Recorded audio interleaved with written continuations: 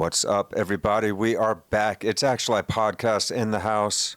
We just wanted to take a moment here to say hi to you guys. It's been a minute. Check it out. New studio, new Look. digs. Yeah, hey. We've been, building this thing out, getting everything looking nice, running a bunch of sound tests. It's taken us actually several tries to get the sound right, and we think we got it good now.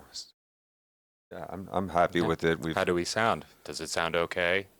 Let us know. Anything sounds off. If you have any expert audio advice for us, we will absolutely entertain it.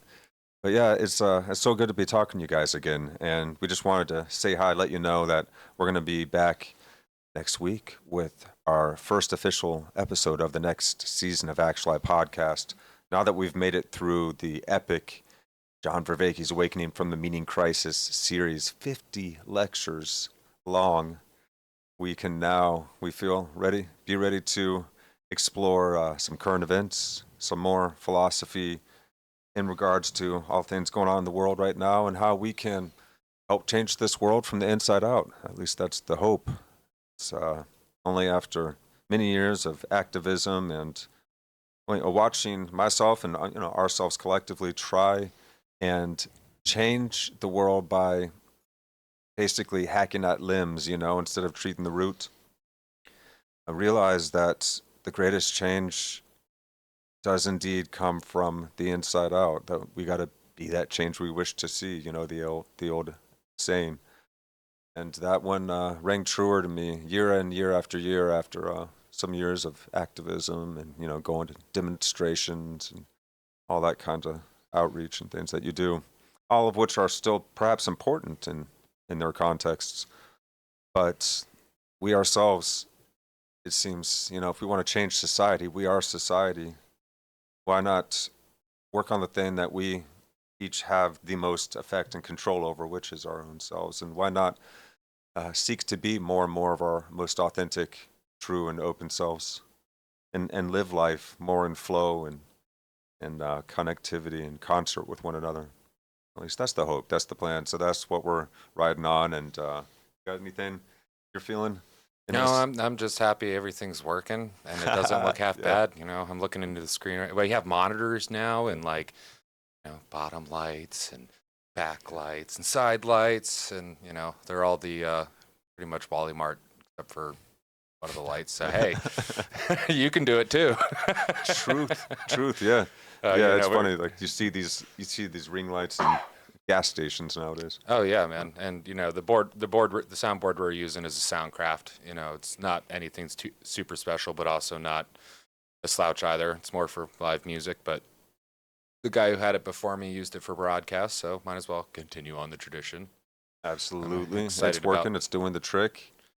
We're running off of a Steinberg audio interface and a Soundcraft board here, and we got our Shure SM7 or M7X mics, and shout outs to all these fine craftsmen of audio tech.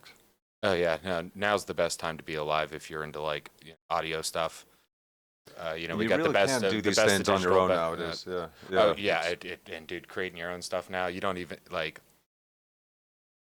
what I have is even pretty big. You can't see it on screen, but it takes up a good portion of this table. Nowadays, they've got stuff like if you're just doing the podcasting stuff or broadcast stuff that you could do it off of a freaking iPad, really, and Right. just have a little box that sits off to the side to route, everything, mics through, do it off an iPad. It's, a lot better than back in the day having to record on tape, like reel to reel, and have these huge setups with patch bays to put which is really cool. But seeing how fast things are improving and changing right now in our world, it seems like we're on this. What do they call it? The telescoping evolution of technology. There's like this. How do you say? Where's the term? It'll come to me. The singular. No. Ever increasing. Oh. Basically, advancement of the rate of acceleration of technology, and as it piles on top and builds off each new great step forward, things ratchet up at another gear, and it turns up even faster. So the telescoping rate of evolution. seems to be occurring, and that idea of approaching a singularity. It seems that we are getting to the point where we cannot predict where this world is going to go, even 5 years down the road at this point, a year down the road, what's going to be happening with AI. How is it going to be affecting the stock market just 1, 2, or 3 years from now? Oh The man, world can be radically different so fast, and it seems that we are on the cusp of something great, and we are at this kind of like this branching point for our species. And I wonder if it's like this in the cosmos, where a species gets to a certain point of its technological capacity to where it can then dis- potentially destroy itself with the technologies that are all double-edged swords, nuclear weapons, nuclear power. And does it find a way to live in symbiosis with itself, with its fellow species and its planet, to the degree that it can survive long enough and get past this juncture? Seems like there's like a stopgap built in to keep us from flying off of planets and going and interacting with other worlds too easily. well, it could be like, each planet that's capable of supporting life is like um, a creature trying to procreate in and of itself. It's basically builds a species up to the point where the species can get off, whether it's animal, plant, or fungal. And if it's a worthy species of procreating, it gets off the planet and moves to other planets. Right? It's You can kind think of it like that instead of us being, parasites. I keep hearing people say it's like humans are parasites. It's like, well, yes and no. Like we live on this thing, but we can be, beneficial parasites, like, the mites that are in your eyebrows and, the other forms of MRSA on your skin that keep you from getting MRSA, and stuff like that. yeah, So, bacteria in your stomach. Yep. but I think Earth, if God is God and Earth is mom, we're living at home with mom right now and we're messing stuff up while we're trying to get our stuff together, and we're kind of angsty teenage years where all we got to do is really put our nose to the grindstone and we can get off this planet, make this planet better, and then we're going to end up taking care of mom in the future Yeah. as she ages, and if we can last for tens of millions of years, if not billions of years, when Earth goes to the point where it can't support life anymore, well, we can be there to help assist it in supporting life, terraforming down properly. But If we can learn to help our planet be vibrant and thrive, we can learn to help other planets do so, and we can responsibly interact with other species once we've become symbiotic enough to be able to survive our escape from this own planet. yeah, I And think I don't mean all of our escape. I would imagine that humans would continue living on here if we can take good care of Mother Earth. oh, I'd be one of those And humans then if many would go off and journey and, yeah. and start to see if there's anything else out there. Or at least start to, Well, begin to terraform other planets, which is and then a long multi-century process. the species will change too. We'll no longer be Homo sapien sapien. It'll be like, Homo sapien Martian, Homo sapien Celestis for those people who Yeah, live you just could in see space. us, turning into like there's a fork of people that stay on the planet, and they're like the Terrans, and then you have the Cosmists, which are, Yeah. much more intertwined with cybernetics. You could say, they're more half robot, half person. They can survive longer.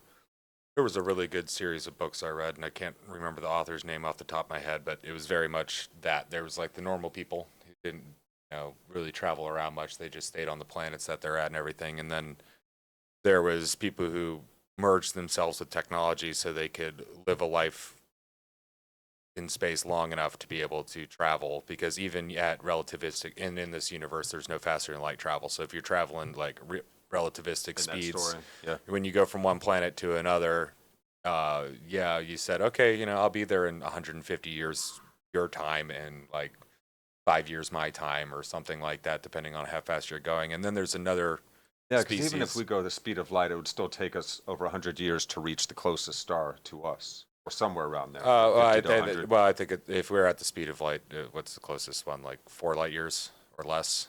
I thought it was like 50 to 100, but I could Maybe be. with a habitable or potential for habitable planet. But either way, yeah, us as a species, we've got a lot ahead of us. A lot to do. I'm not going to be getting off the planet. If like tomorrow they're like, yeah, you can go to, no, I'm good. I'm a Terran all the way. I ain't You're going right, nowhere. yeah. So Proxima Centauri is 4.24 Yeah. light years. So we could get there in 4 years if we Well, could go the speed of light. yeah, but I don't know if we can It's a even big if. get to the point where we're relativistic to the point where like it would How do be you gotta it slow would be down, like too. 40 years for us, but only 20 years for that. Well, you'd speed up halfway and then you'd And slow then down halfway. so it's going to take a little bit longer. And if you did like they're postulating if you did like light sail kind of stuff, you could just turn the ship around or open up the light sail on the back end and have the sun force from Alpha Centauri slowing you Slow you down. down. So you use the sun halfway. I and saw that other stars idea for little halfway. stamps that we would send out. The only Yeah. problem is how would they transmit the information back Yeah. in a timely manner? Actually, that data survived. Mhm. I have no idea how to solve that. Yeah, well, our even our lasers aren't pinpoint enough to be able to go from one, to point at Alpha Centauri and have all of the signal that's in that laser intact. It would still spread out too much. So imagine doing that with like radio waves. You could do a really powerful broadcast, but that's a lot of power you got to put out there. And I'm also kind of under the assumption that maybe we shouldn't be broadcasting our existence to the universe until we're a little further along. Might be wise. Yeah, what is that analogy they use? It's like yelling Dark out. Forest. Yeah, the Dark Forest And analogy. and that's gotten a lot of attention with the book series Three Body Problem. But the idea is basically that is the wild. Maybe not everything, even if it's not overtly hostile towards life. Maybe it just doesn't want to be messed with, and maybe we're a little too close for. And now it has to be uncomfortable because we're just broadcasting all over the place instead of being a sentient enough species to go out there and find them on even terms. It's a big universe, so Yeah, that man. stopgap might not be helping all of the species that get out into space to fully, how would you say it, mature or civilize themselves. It could be just the dominant species on the planet that was able to dominate the other intelligent species and use up all the resources on the planet to then build something that started sucking resources from every star or planet it came Yeah, across. I would say it would probably You know, be a The little parasitic alien. a little less likely, like a starfaring civilization. That's what I feel. Well, but a starfaring civilization probably that out goes there. corrupt could be something too, There's where something too, they yeah. were, they passed the test, pacifist enough to work together for all of them to get Sure, off the yeah. planet and move around and Yeah. have pretty goodwill. But then after the eons and eons become corrupt and they're, your civilization Like they gets became too big. more and more silicon, and then they started to lose Or- emotion. Or even just, like motives change throughout Mm-hmm. time. Our motives 2,000 years ago were very different than our motives Species now. starts to fight against itself, civil war within the species, and then one side becomes very Yeah. much more oppressive than the other. Because one of the things that made us, be able to get off the planet, let's not forget, is putting payloads in it and dropping them on people, rockets and stuff. So there's something about the combative nature of a species, at least from the human's perspective, that actually helps it get off the planet. But you can't go too far because then you kill yourself before you get off the planet, right? Yeah. So it's that perfect balance. So maybe that's one of the reasons why we always seek this conflict, is because that the very survival conflict is the thing that drives us forward as a species. We need self-mastery. Yeah, well, as a species, and of course, the only way to manifest that is for more of us. I couldn't think of a bigger challenge than challenging space itself. So maybe that's a conflict big enough. And For us to actually band together in regards to and go, it's like, well, also a rock hurling at us or the planet's going to explode on its own accord would be a big thing that would jolt us forward as well. or the Independence Day aliens show Yeah, up. which I think that's less likely. If aliens are here watching us, I think we're more of a animal preserve That'd be a kind good of thing. redemption arc for Will Smith, wouldn't it? Give him another chance to save us from the aliens. Yeah, right. Yeah, right. The aliens come down. It's like, all right, anybody who's ever been in an alien apocalypse movie, we're putting you on the front lines. All right, Dude, Hollywood, it's do your like work. Will Smith and Chris Rock make amends. They just Fighting happen to be at the aliens. same place at the same time, right during the midst of the attack. And then Chris Rock, like an alien was coming after Will Smith, and he doesn't realize it. And Chris Rock does a Will Smith slap to the guys. And it's like, you keep your hands off my buddy or something. It's like, I learned that from you, buddy. Yeah, I knew. Yeah. He dives and saves Jada. Yeah, something, right? Yeah. She's like, I forgive you. I It's know. like, I forgive you too. Now we're just being a little ridiculous. Okay. Welcome to Actuali Podcast. In the house, But yeah, we want to be more of our authentic, natural selves in this world, all of us. And speaking of which, we get to make music, and I feel like that's one of the greatest gifts because you get to encourage that, and that's what musicians and actors and people that dare to get up on a stage or even speak in front of other people, um, when you can truly do so from, I guess, your heart, and in the most genuine, authentic, natural way that you can, it's something that we all appreciate. We automatically know that that is safe, that is trustworthy, that person is just being there, being whole, being real. And when we look for that, we look for that in leadership. Hasn't that been hard to come by lately? Yeah. So yeah, we're in one of the craziest election years Well, ever. The ship has sailed. The leadership has sailed. Yeah, right.